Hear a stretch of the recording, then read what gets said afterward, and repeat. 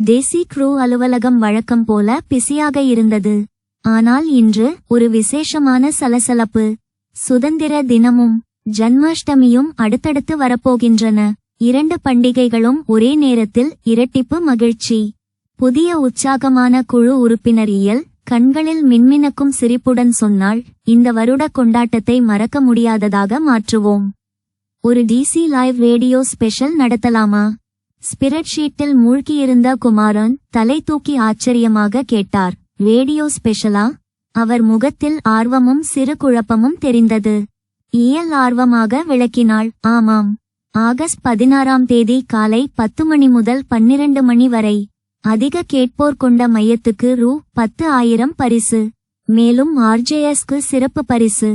சிறிது நேரத்தில் குமாரன் இயால்வுடன் சேர்ந்து மூவர்ண ரிப்பன்களை அவிழ்த்தார். சிறிய குடங்கள், மயில் இறக்குகள் தொங்கின. அலுவலகம் தேசபக்தி நிறங்களும் ஜன்மாஷ்டமி மகிழ்ச்சியும் கலந்த பண்டிகை சூழலாக மாறியது. சுதந்திர தின காலை அனைவரும் மூவர்ண நிற ஆடையில் பிரகாசித்தனர். முகங்களில் புன்னகை, மனங்களில் எதிர்பார்ப்பு. தெசிக்ரு குடும்ப சிறார்கள் தேசபக்தி பாடல்கள் பாடி கவிதைகள் வாசித்தனர். ஒரு சிறுமி பெருமையுடன் சொன்னாள், இதுதான் நம் எதிர்காலத்தின் உண்மையான இந்திய முகம். ஜன்மாஷ்டமி கொண்டாட்டம் துவங்கியது. சிறிய தகிஹண்டி கட்டி வைக்கப்பட்டது.